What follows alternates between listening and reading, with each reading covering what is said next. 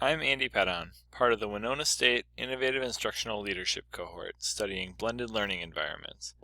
I believe that feedback cycles are the fundamental key to effective learning, teaching, and innovation. We need more and more rapid feedback loops in our schools. The most fundamental feedback loop is the core of robotics. Sense the environment, think about what to do next in that environment, take a small action, and repeat.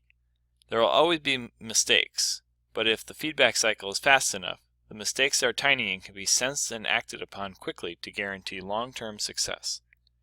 From a teacher perspective, the lean startup model of a build, measure, learn feedback loop is especially useful. Teachers build curriculum, choose metrics to measure student success, and then learn about actual progress and corrections needed to build the next improvement. It emphasizes moving fast and failing small. One direct method for feedback is surveying students in regular intervals.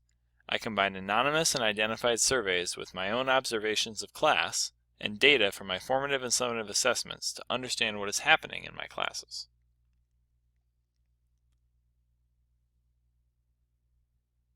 While teaching, near-term feedback is the most important. I survey my students weekly to gather their opinion on course difficulty, their engagement, video lesson quality, and homework effectiveness. I also ask for a positive and negative experience along with their name so I can better connect with individuals and meet with them if necessary. At the end of major projects, I ask students to reflect with a small set of questions. Project reflections are focused at the unit level. I use this feedback to rethink a project's design, assessment, and supporting content topics.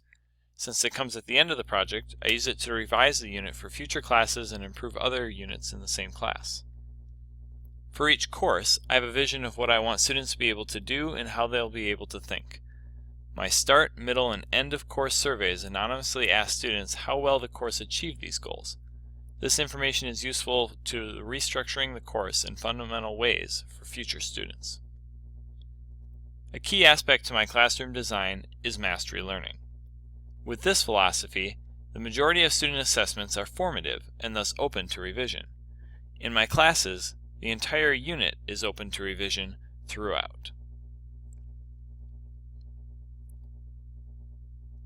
In my implementation of a mastery workflow, students learn a new topic, then practice a skill, and finally quiz when ready.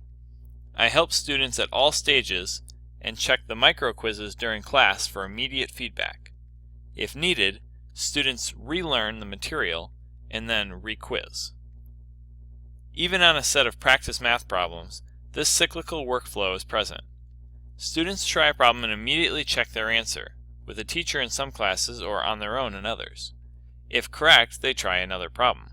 If wrong, but they can fix it themselves, they do so. Otherwise, they immediately get help. The key is short-term fixes in a fast feedback loop. In order to support students in different parts of the learning process, resources are always available. I think the most effective resource is a teacher-built lesson video aligned to the topic of study. More generally, online resources allow students to quickly find what they need and even practice some skills with digital feedback.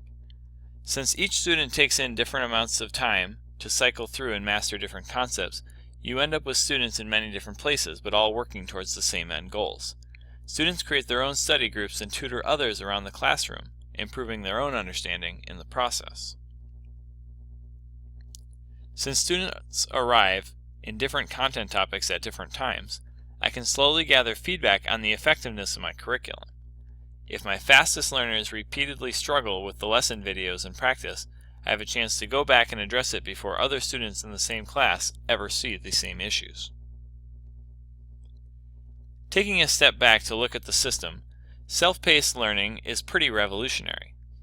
In the music industry, most content was packaged in albums that required you to purchase bundles of songs. When Napster and MP3s first hit the internet, everything changed because you could get exactly the kinds of music you wanted, one song at a time.